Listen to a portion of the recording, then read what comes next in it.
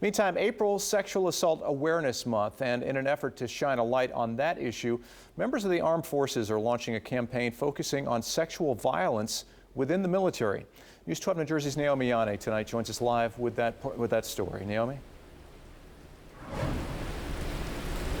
Good evening, Kurt. Military sexual trauma, or MST, is a term Veterans Affairs uses to describe sexual assault or harassment that occurs during military service. And during the month of April, the VA hopes to bring about some awareness on its impacts and recovery.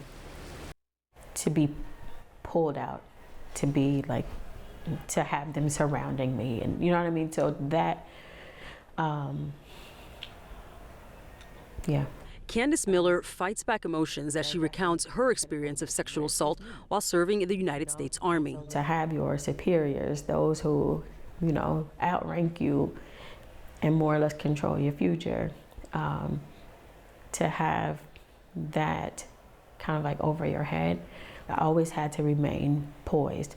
I never let on that I was intimidated about it, but the aftermath, and then for things to keep happening. 1 in 3 female veterans and 1 in 50 male veterans have reported to their VA healthcare providers that they've experienced military sexual trauma. The culture in our country, let alone, you know, in the military, has been very difficult for people who do report. And unfortunately, survivors haven't been met with support historically. Dr. Joanna Rosner is a clinical psychologist with Veterans Affairs, and she talks about the feeling of betrayal service members dealing with MST face. When you're in the military, these are your brothers and sisters, and you know, you've signed up to serve your country, and no one signs up to get sexually assaulted or sexually harassed. The VA's Office of Mental Health and Suicide Prevention is launching the We Believe You and We Believe in You campaign, focusing on the impacts of MST and the recovery. This is a place where they can get help, and that we want to be there for them, even if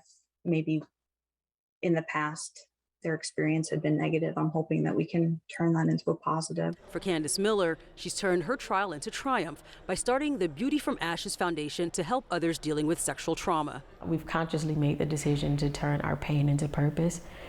We don't want anyone else to start their journey toward healing the way that we did.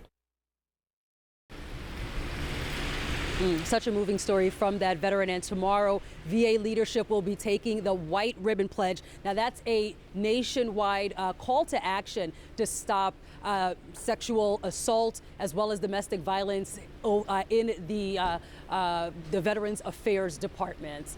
In Somerset County, Naomi Yane, I'll send it back inside to you. Very important story. Naomi, thank you tonight.